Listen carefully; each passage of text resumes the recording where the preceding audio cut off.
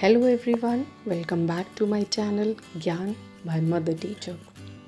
1 जनवरी से 31 दिसंबर तक हम बहुत सारे इंटरनेशनल डेज सेलिब्रेट करते हैं और इसी सीरीज़ में 22 अप्रैल को आता है Earth Day. So on this Earth Day let us teach our children some good habits. As we know, our earth has already bared a lot, so we don't have time to act later. Some good habits which can be practiced in our daily life, by which we all can contribute. After all, change खुद से ही शुरू होता है.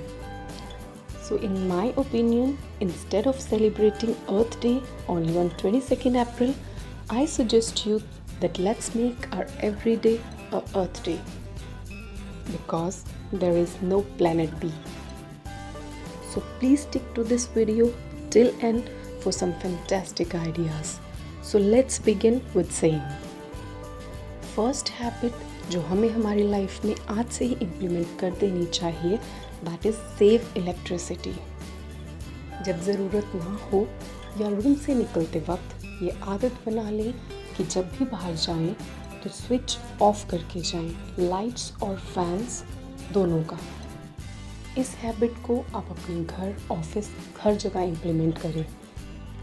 अपने बच्चों को भी ये आदत डालें कि जब भी वो रूम से बाहर जाएं तो लाइट और फैन का स्विच ऑफ करके ही जाएं। इससे धीरे धीरे उनमें ये अच्छी आदत डेवलप हो जाएगी। इसके साथ ही अगर ज़रूरी ना हो तो घर के एसी या फिर अपनी गाड़ी के एसी, ऑफिस के एसी का कम से कम प्रयोग करें। एज़ यू नो कि एसी CFC प्रोड्यूस करता है, जो कि ओजोन डिप्लीशन का एक बहुत बड़ा रीज़न है।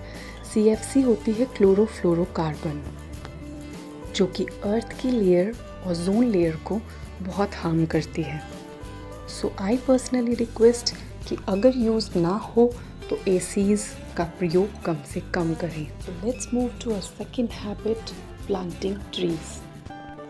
हर इंसान को अपने लाइफ स्पैन में कम से कम एक ट्री ज़रूर लगाना चाहिए।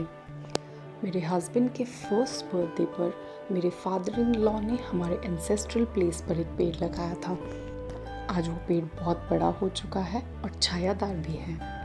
हम जब भी वहाँ घूमने जाते हैं, मेरे फादर इन लॉ आज भी उस पेड़ के नीचे काफ़ी समय स्पेंड करते हैं।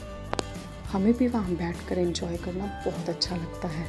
मेरे बच्चे भी उस पेड़ की छाया के नीचे काफ़ी देर खेलते हैं। जैसा बॉन्ड मेरे फादर इन लॉ का उस ट्री के साथ है, मुझे लगता है अगर हम भी अपने बच्चों को इन्वॉल्व करके इस एक्टिविटी में कोई एक पेड़ अगर कहीं लगाते हैं तो हमारे बच्चे भी सेम बॉन्ड फील करेंगे उस ट्री के साथ, इनफैक्ट नेचर के साथ। और धीरे धीरे उनमें एक अच्छी आदत भी डेवलप हो जाएगी।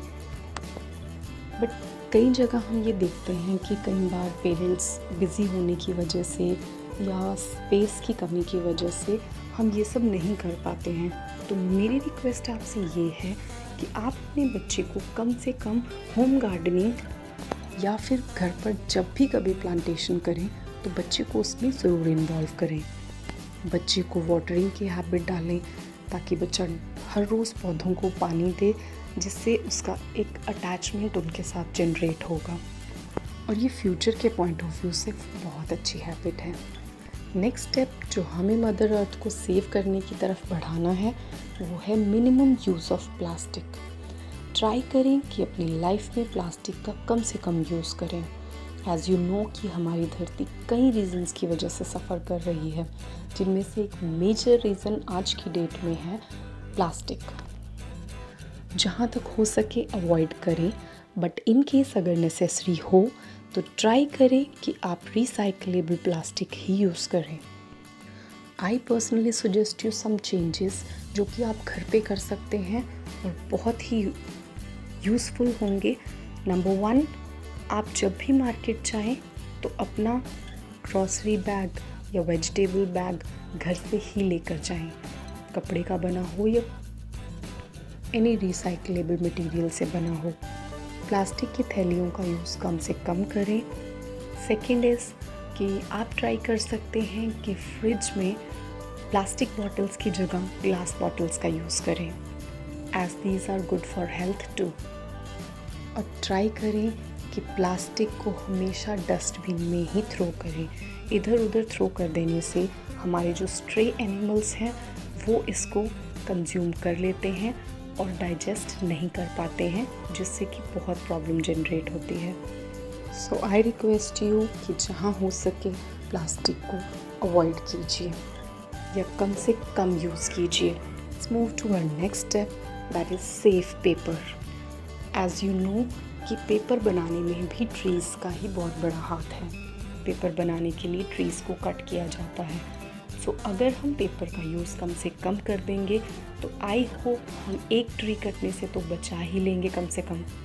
बच्चों को भी ये आदत ज़रूर डालें कि वो अपनी बुक्स, नोटबुक्स के पेजेस को ना फाड़ें। आप खुद भी पेपर की वेस्टेज जहाँ तक हो सके कम से कम करें।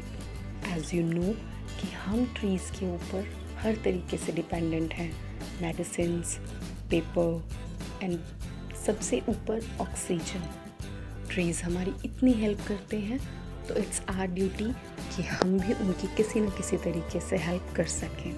सो आई पर्सनली रिक्वेस्ट कि जितना हो सके पेपर को वेस्ट ना कीजिए। एक चीज़ जो आपको मैं सजेस्ट कर सकती हूँ कि जैसे मेरी डॉटर के सेशन एंड पे उसकी जितनी नोटबुक्स के लेफ़्ट ओवर पेजेस होते हैं मैं उन्हें निकाल के अलग से बाइंड करवा कर उसके लिए एक रफ़ नोटबुक रेडी करवा देती हूँ। तो आई थिंक ये सब मदर्स के लिए एक बेस्ट आइडिया है। आप भी ऐसा कर सकते हैं। इससे पेपर कम से कम वेस्ट होगा और बच्चे के लिए एक रफ़ नोटबुक फ्री में रेडी हो जाएगी। I hope you like this idea. So let's move to our next habit, that is use of earthen pots, जिन्हें हम मटके भी कहते हैं। आप अपने किचन में पानी रखने के लिए प्लास्टिक कैंपर्स को अवॉइड कर सकते हैं और उनकी जगह पे ये earthen pots मटके यूज़ कर सकते हैं।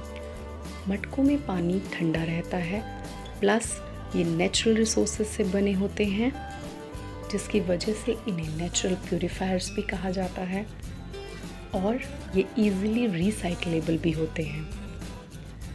अर्दन पोट्स और मटकों को यूज़ करने का एक सबसे बड़ा बेनिफिट जो है, आज की डेट में कुम्हार, जिन्हें हम पोटर्स भी कहते हैं, हम उनकी इनकम में भी वृद्धि कर सकते हैं।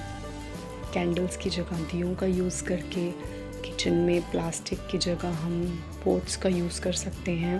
तो बहुत सारे तरीके हैं छोटे छोटे जिनमें हम मिट्टी के बर्तन यूज़ करके वाटर्स की हेल्प कर सकते हैं, प्लस नेचर की भी हेल्प कर सकते हैं। बिकॉज पैसा अबंडेंस में हो सकता है बट रिसोर्सेज सोसाइटी के लिए लिमिटेड हैं। So I request you that use wisely. I hope आपको मेरा ये वीडियो बहुत पसंद आया होगा। आई रिक्वेस्ट कि आप अपने बच्चों में ये हैबिट्स आज से ही डालना शुरू करें, जो फ्यूचर में उनके लिए बहुत ही हेल्पफुल होंगी। Thanks for watching my video. Stay tuned for such videos. Please like, share and subscribe to my channel. Thank you.